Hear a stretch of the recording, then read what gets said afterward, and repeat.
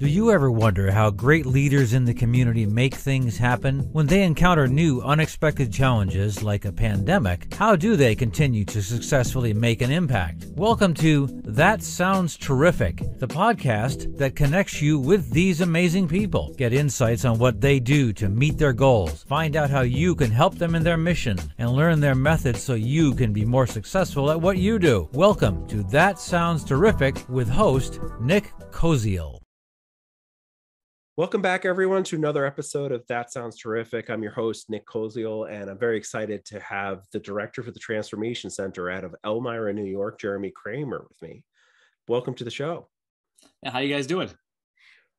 So Jeremy, like I said, I'm really excited to have you on the show. There's so many things that I want to hear about what the center does, but let's start off with a little bit about you and maybe how you found yourself to work there as the director, and a little background about who Jeremy is and how this came to be.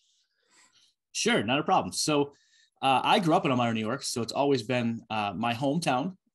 Grew up in it, loved the place. I did go off to college, left the area for a while. That's where I met my awesome wife of now 17 years. So I was off at college in Binghamton area, ended up going to the Cortland area after college, and ended up finding a career in the Department of Social Services, working with teens in foster care. I also did part-time work with teenagers and families through the church that I was working at as well. But it was really full-time with DSS. And through that time out there, I learned a lot of new skills. I learned a lot of stuff about the communities, that community where I was at then, but just how to work with people and just what was going on around me. I think when I was growing up, I kind of had some blinders on as to what was going on around me. And as I got older and saw this other part of things, what was going on, I really wanted to help. When I was a kid, I had a passion for helping people. When I got older, because when I was a kid, I didn't have a lot of people around me either. And it took one person that made a big impact in my life that changed my life around. So as I worked in the system, I thought it was one of those situations where I could make an impact with one kid. That's all that matters.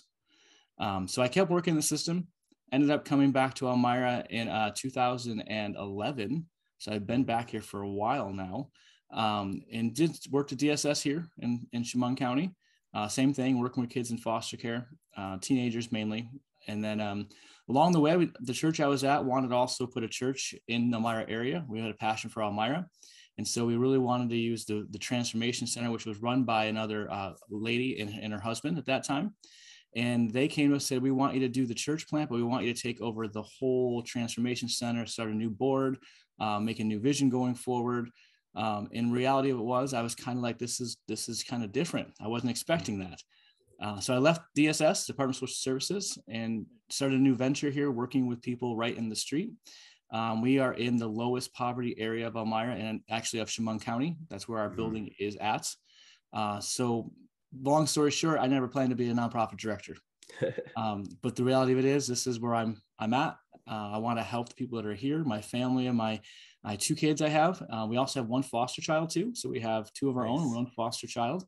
I left the system, but it never fully left me, if that makes sense. Right. No, that's awesome. I still have a passion for that. So so about me, I like to go hiking. I'm an outdoors guy. I really enjoy taking teenage guys up the Adirondacks to backpack for 3 days, full gear. It's amazing what kind of conversation you get when you're away from technology and you just kind of go hike the mountains. Yeah. Like to play sports. I'm a big volleyball player, played volleyball in college, coached a year in college, still play volleyball competitively when I can. Obviously it's kind of busy, but when I can, I play volleyball. I've actually met my wife playing volleyball at college. So it's kind of like our little hobby to do on the side. So that's basically me in a summary.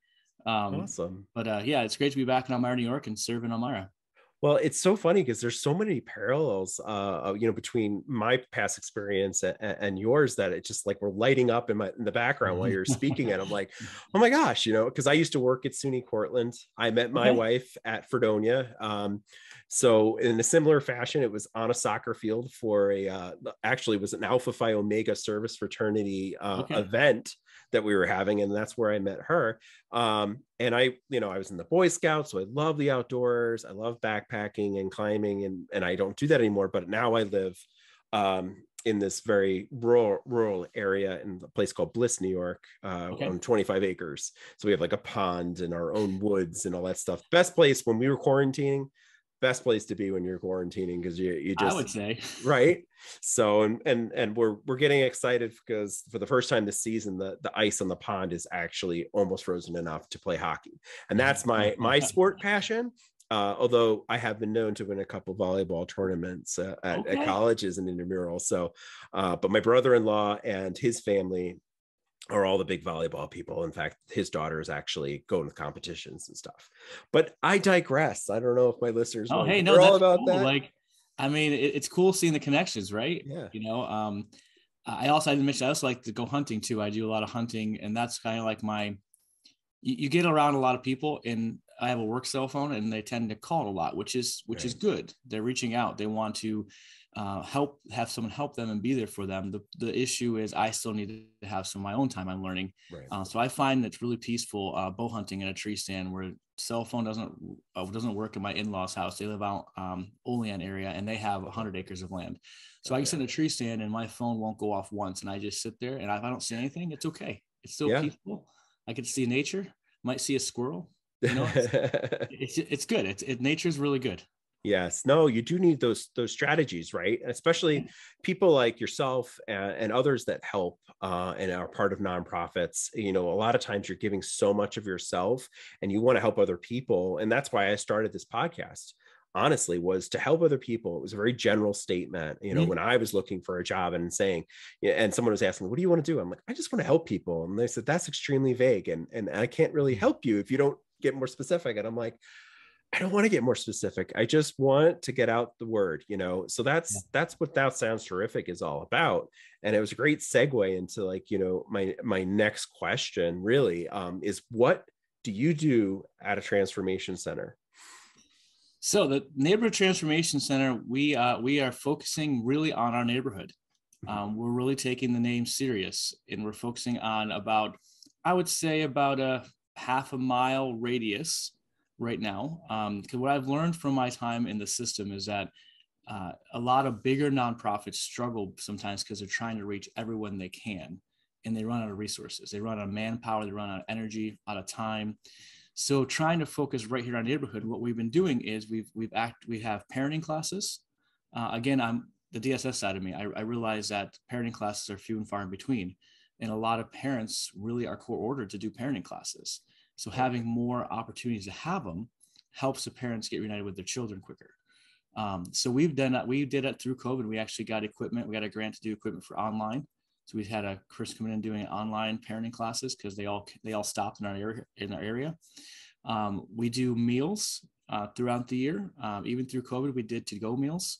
So we kept that going the whole time. That never stopped. Actually, about last year, we did about 4,160 meals to people in our direct community. What I'm finding, it's interesting, because what I'm finding is we do get the homeless. We get the homeless here. We get families. But I'm seeing a lot of them that come in are just looking for a relationship. Like they don't get a lot of interconnection with people. I don't want to use the word outcast, but some feel like they're outcasts, right?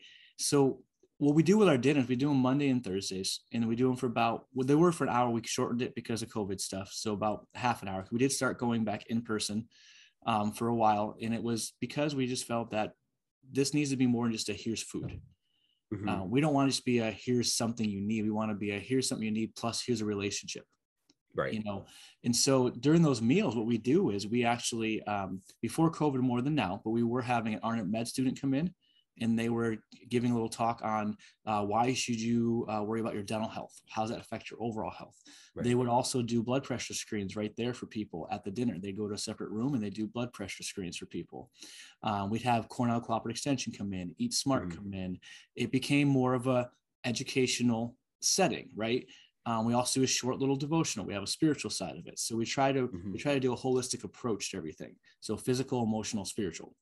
So the dinners are a big piece of what we do. We do a lot of after school programming.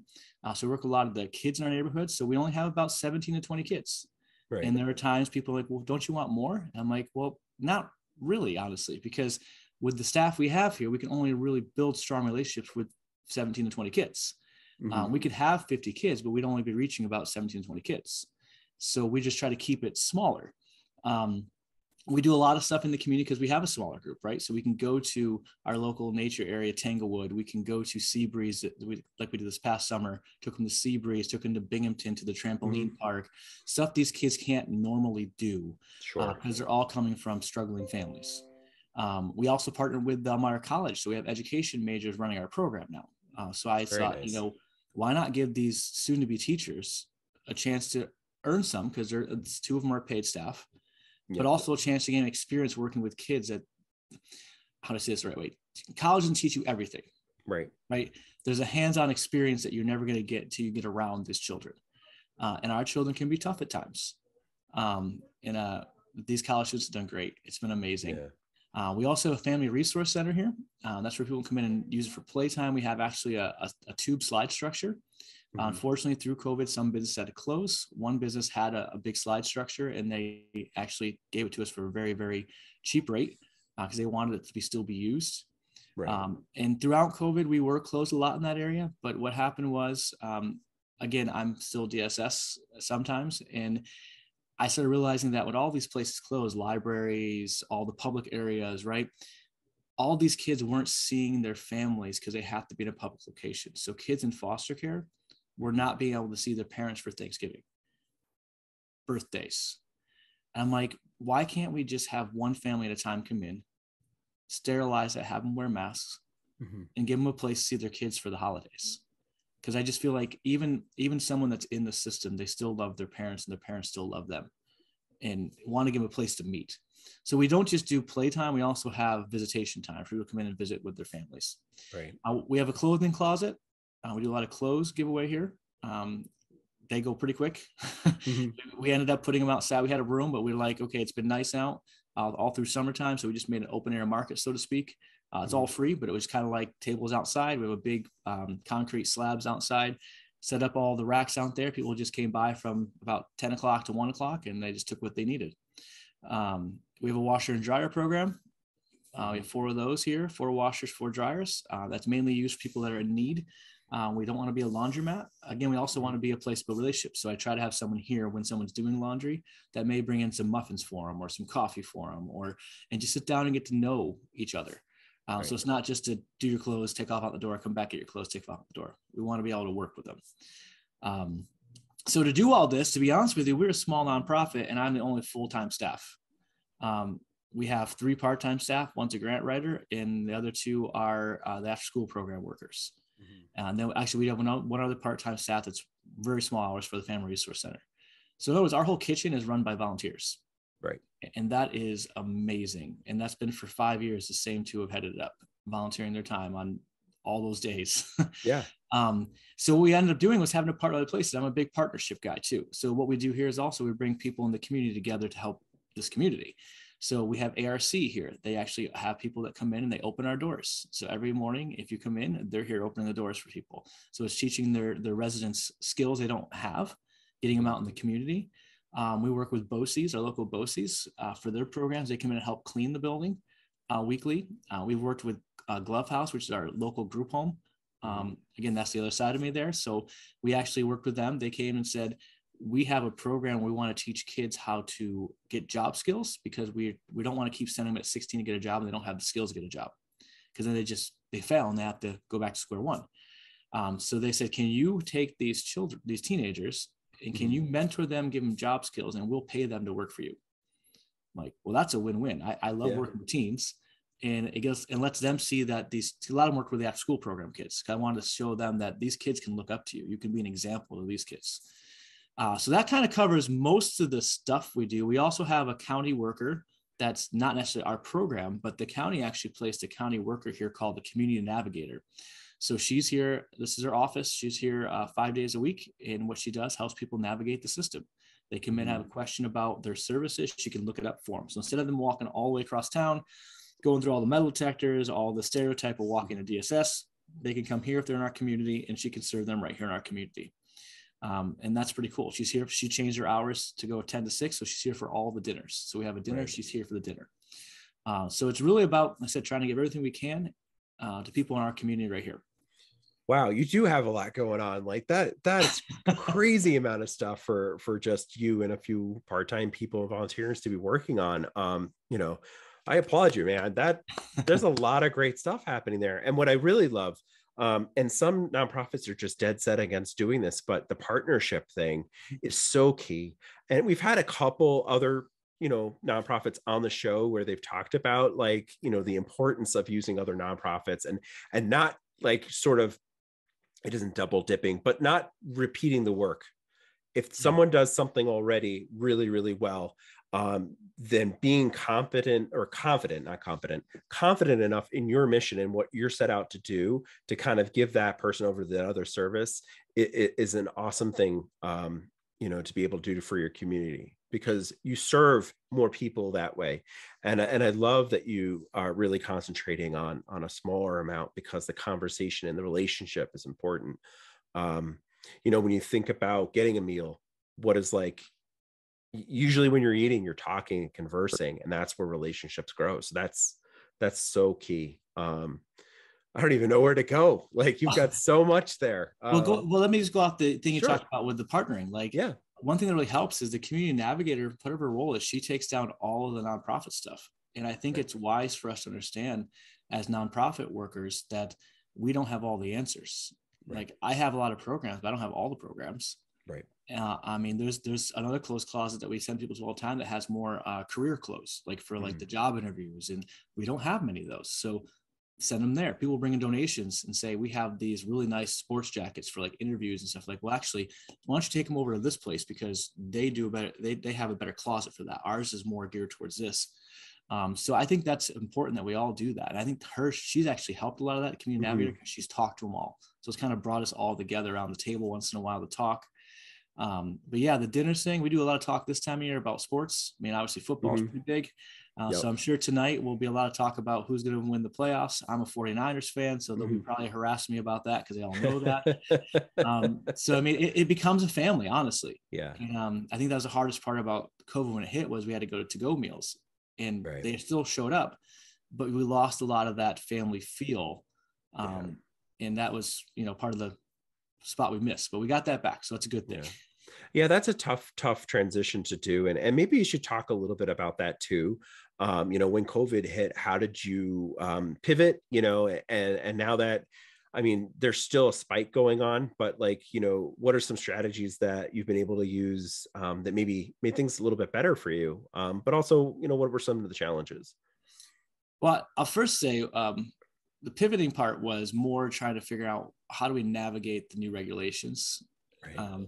For us, it became, because we had so few people working, because we don't have a lot of staff, it really became the ones that were staff. We just came in and did our thing, and we helped where we could. So we did a lot of delivering food to people that were shut in with COVID quarantines.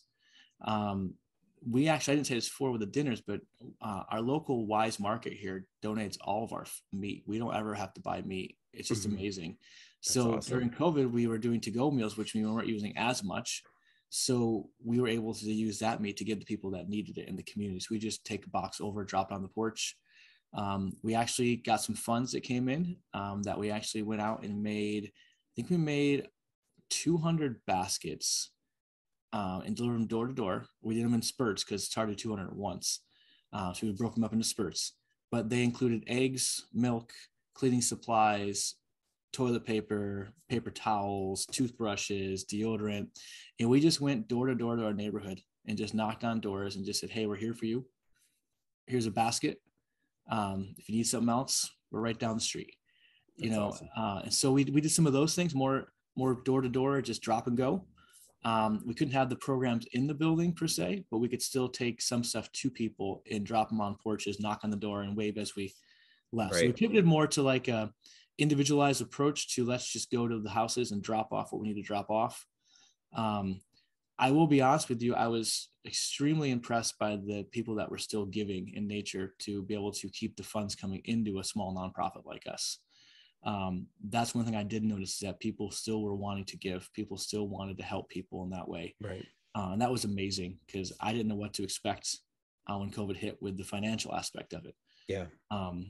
So just seeing people come together for that. And honestly, we had plenty of volunteers handing out baskets. I wasn't sure if people would show up for that because you're going to someone's house. There's a risk at that, right? Right.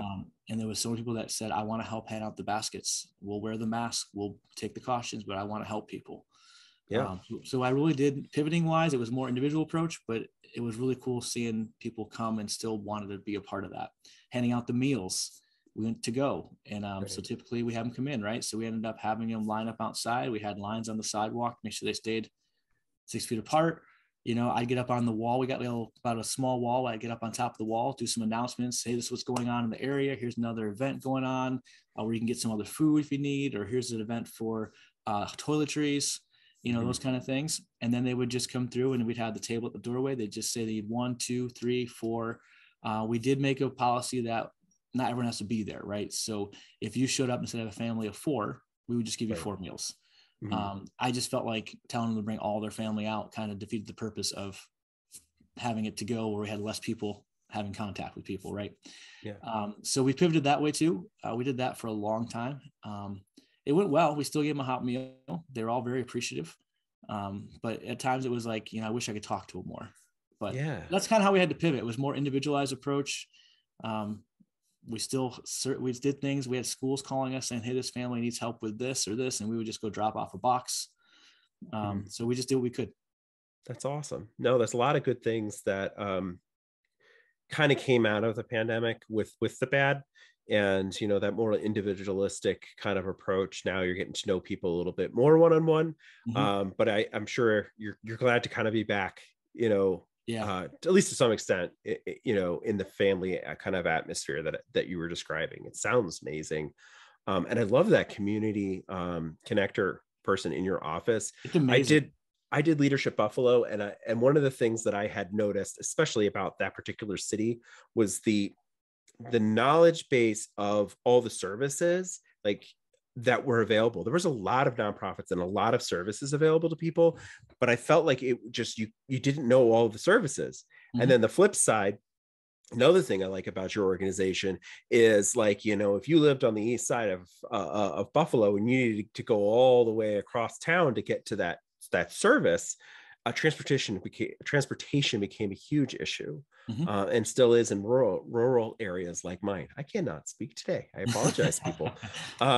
But I love that you concentrate on your community immediate area, and specifically, you know, keeping track of your numbers and things like that. That's important. Well, we like to say we want to transform our neighborhood one family at a time, right? That's very nice. That's what we're shooting for. And you know, we had some board transition this past year, which has been a hard thing. Obviously, people have been burnt out a little bit from everything, but it's also been a good thing. We've been able to refocus a little bit. And I never realized before, someone brought it up. Well, what's a transformed family look like? And maybe someone's thinking that now as we're talking. But so we did what we just wrote down. We said, here's our little diagram, and here's what families transforms would include strong parenting skills, would include mentoring youth, would include meeting physical needs, and building community leaders. So we have 4 areas that we want to put all our programs in for our small neighborhood. And we just believe that if we really build the community leaders, meet their physical needs, work on mentoring kids, and give parenting skills, that we're going to see some families transformed. And I say neighborhood transformation, and I'm going to tell you what our vision is too, just so you understand the full capacity of what we're trying to do here. Because like I said, people have asked before too, how are you going to expand? And my expansion, I think, is this. I want to have other, and I say churches because I think there is a capacity to having spiritual, emotional, physical. And honestly, I don't slam the spiritual. If they come in wanting prayer, I'll give them prayer. If they come in wanting food, I give them food. They come in needing a counselor. We have some counselors that come in here and use our building to counsel people. So I feel that when you have a holistic approach like this, why not have another? Because a lot of churches have a full kitchen. A lot of churches have a want to be in the community. So I'm reaching out to them now in different communities saying, hey, would you be an extension site? Because right now we have people come across town saying, I need help with this, but yet they can't make it to our dinner because they can't walk that far. So they come over here. I'd say, hey, why don't you go see so-and-so over in this side? That's our extension site. And they're in your neighborhood. Get to know that family, get to know those people, become part of that community family. And then you start seeing communities become communities again. And so the vision would be to have a neighborhood transformation center scattered all over Elmira, being like the hub site, and then several extension sites throughout Elmira, and they may decide in their neighborhood all they need is a after school program and meals. Another side may say, hey, you know, we could really use a clothes closet that does a lot of energy stuff, or we could use the meal program with it, you know, and it'd be like looking at a neighborhood and evaluating what works best for their neighborhood. So that's kind of where we're going vision wise. We want to make this an expansion of not our building, but expanding the name to different neighborhoods to have a community center in each neighborhood. Yeah, I love it. I love it. I love the partnerships and working together, because it does promote what you're exactly trying to promote, which is community. And, you know, obviously helping other people and helping the people in your community uplifts people, right? So you're able to kind of not only move forward as yourself, but as a community, as a group of families. And I think that's just awesome. You're doing some really terrific things. And I would love to give you an opportunity now to kind of talk a little bit about, like, where do you need some help? You know, where can maybe my listeners or people in your area even give you the most assistance? Yeah, so we really, I mean, volunteers are always welcome. Like I say, we're a small nonprofit that really only has a few staff. And for the last 5 years, it's been enough. And it's been hard at times, but we've made it go. We could always use other volunteers. I mean, if you have skills working with kids, you know, the Family Resource Center, we'd love to have someone come and do a story time for an hour. We just read books to some of the kids. Like, that'd be amazing. The person that's doing it right now only has so many hours they can work, you know, so it'd be great to have that. It could be, if you have cleaning skills, could love someone to come in and say, hey, I can give you some time to really do a good job cleaning this area, or, hey, I like to mow, I'll mow your lawn outside in the summertime, right? Like, all those things are what a nonprofit like us really needs. And then obviously, you know, if people want to give financially, those are always welcomed as well. We have so many different areas that we're trying to, you know, see where we can improve on. And when you want to improve, sometimes that takes a financial toll, trying to improve things and make things better. For example, we have a driveway on the side that has a small paved area for a small basketball court. We'd love to be able to expand that, make the whole area paved, and have a big basketball court, because it becomes a neighborhood basketball hoop. There's nothing else in the area that has a basketball hoop in our small neighborhood. So financially is always a huge thing. If they want to go to learn more about us too, they can go to our webpage, and that's just Transformation Center Elmira.com. And they can reach out there too, and they can reach out that way. They can always give that way. There's a form to fill out to contact with us too as well. But yeah, so really just volunteers. Donations of clothing is good too, especially wintertime. We go through a lot of winter clothes. A lot of people that are homeless just need hats, gloves. One thing I always tell people that we forget about is shoes. Yeah. I never thought about shoes, honestly, until it hit me one day. You know, when you get those moments when you just get woken up in life to something. Yeah. I was busy running out the door my first year here, had to get to a meeting. And a gentleman came and he's asking for shoes. And I just figured I'd find shoes when I got back, because the clothes closet was still getting ready. You know, it wasn't all set up yet. I knew we had a pile of stuff, and I figured there might be some shoes there. But I didn't have time, right, in my mind. And I looked down, and the gentleman's feet were hanging out of shoes. And so I'm like, no, I got to deal with this now. I'm like, what size shoe you wear? He's like, size 14. I'm like, oh, geez. those are not like something you just find, you know? Yeah, no. And honestly, I went upstairs. I'm not lying to you. And on top of the pile, there was a size 14 shoe on top of that pile of stuff. And I brought it down to him, and it woke me up about shoes. And I've always told people, if you have shoes that are gently worn, that you may have a better shoe for, there are other people that don't. Right. You know, and if you have shoes you don't want anymore, I know I had a whole closet I brought here because I had all these shoes that just the treads weren't the best on the bottom, but they were still warm. They were still comfortable, you know? So shoes like that, we give them away all the time. People are always coming in with shoes that are just worn and ripped. And so, yeah, shoes are another item I just want to touch on, because I know a lot of us have shoes. Yeah. We just don't think of shoes something to donate as much because all my feet were in them. Right. We spray them down. We spray them down, you know, and the community just wants something warm on their feet. I've had people walking here at wintertime with Crocs on. Yeah. That's all. I know. That's something you don't even think of. Yeah. And no socks, just Crocs. Yeah. So it's like, you know, having something, I've been a lot of boots. Someone brought in a whole supply of like the nice steel-toed boots. And I've been with a couple guys that really enjoyed those and really felt they were great. So anyway, so those are the things that can really help us. Sure. If you have an idea, ideas are good too. You know, I don't see everything. I'm not the first to admit that, maybe you see something that you're like, you know what, this would be a great idea for a program in a situation like that. Send it our way. Yeah. I'm open for all ideas. That's awesome. No, I definitely will stay in touch with you, because I already have things popping in my head that we can chat about for sure.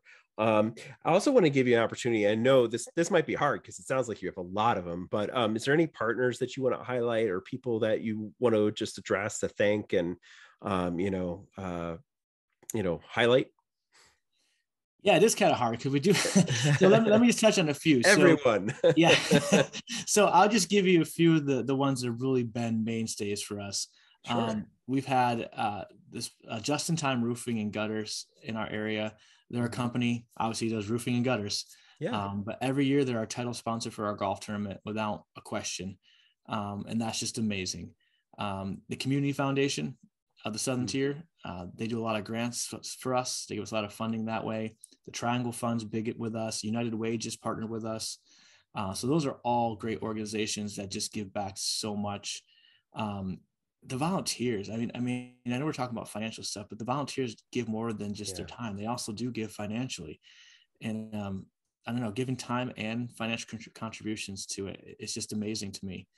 A lot of places have given us free stuff, like we've gotten discounts to go to different places. We took about 8 of our kids to American Family Karate for karate lessons, and they gave us a huge discounted rate for what they could have charged. And that what that teaches the kids? Well, teaches them self-defense a little bit, but also self-control. Right. All these things that these kids need to work on.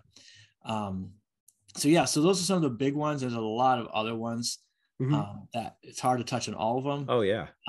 But yeah, we just have a lot of people that just have done great things for our agency, and a lot of been surprises. We've had people just show up, and the Corning Foundation. I don't even know who it is still, to be honest with you. But the $5,000 check showed up. It was a matching fund thing. So someone at Corning Foundation heard about us and said, I want to give some, and it was 5,000 total. And that wasn't even something I solicited. So there's a lot of people that just, when they see what's going on, I'm finding out that when people see it and they see that you're impacting people, they really want to be involved. And I'll be honest, it's something I've struggled with is I'm not really good at asking for financial stuff. If you notice, I started off, so what can you do? I started off with volunteers. Yep. I'm not very good yet at saying we could really use, because I just seen it just come in without me really doing it. I guess the way to put it, like people just see it and they just act. But yeah, so those places are great. Community Foundation, Triangle Fund, United Way are some of our biggest funders. We've been involved, not just funding wise, by the way, they're also been involved with helping us. United Way is great with coaching. So they don't just give the funds, they want to coach you, they want to help you. And a lot of people worry when you get grants, it's like, I got to write a review, and what if they don't like it? Right. United Way is all about coaching you through it. Like they want to help you every step of the way. So it's kind of nice having extra coaches in the background. That's awesome. It's a great network to have, right? Yep. So it takes a community, and that's what you've been building. True. So that's awesome. So I also want to ask, is there anything that I didn't ask or that you want to highlight that didn't come up during our conversation that you'd like to share? So I'm going to share this, because I think you like to have fun. So I'm just going to tell you this one. Okay. So I'm outside the box thinker. So what we do here also to raise some funds is we actually do Nerf birthday parties. We turn our whole building with smoke machine, black lights, and I have about 20 to 25 Nerf blasters, and we do parties, and it's pretty cool to turn a whole building. We have 2 floors, and we like to have fun here too, is what I'm saying. Like, it's not just let's serve people. We also want to have fun. So we do it for our after school program. We'll do like a night with the older kids. We'll do, I haven't done with adults yet. I've always talked to adult night, because every adult that comes in for a birthday party is like, this is awesome. Like, let's do an adult night sometime. But so we have a lot of fun. That's what I want to just touch on too. Like we serve people. We do a lot of laughing here. I think laughing is healthy. If you ever walked in the building, you'll notice right away that any of the volunteers or staff that's in here, we're always laughing together. Whether it's poking a little bit of fun, whether it's just laughing about life. I'm a very positive person. I believe that during this time, we need to have the positivity shining through, because who knows who's going to walk in the door. And if they walk in the door to us being, they're already feeling that way. So how's that going to help them? Right. So when we can have fun, we have fun. So there are times when ARC may toss a dart at me because I'll find a Nerf dart. I'll walk by the door and I'll see a dart go flying by. Yeah. Because they're throwing it at me, So we just like to have a good time too. Just something to note on there. That's all. No, I think that's awesome. There's just so much there that is important, because just like you said, if someone, you don't know who's going to walk in your door, you also don't know what kind of experience they've had in their past time. And, it sounds like some of the people that you serve, their only amount of fun that they're able, only escape that they have is when they come through your doors. So yeah. I just want to thank you for what you're doing in the community and how you're outreaching to others and trying to make other communities, even better with that outreach and those satellite programs you're talking about. So Jeremy, thank you for being on the show. And Nick Colsey with That Sounds Terrific, and Jeremy Kramer. So thank you very much for having me. I appreciate it. Thank you for joining us in another episode of That Sounds Terrific. Don't forget to check out the show notes and our website at thatsoundsterrific.com to find the contact information and the best ways to volunteer with the organizations that we feature. If you know someone that is doing terrific things and think they should be featured in a future episode, be sure to email us their name, contact info, and short description of what they're doing at thatsoundsterrific@gmail.com. If you like our show, give us a 5-star rating and give us some social media love by liking our Facebook page, That Sounds Terrific. Follow us on Twitter at Sounds Terrific 2 and Instagram at Sounds Terrific. We love hearing your feedback on how to make our show sound even more terrific. Till next time.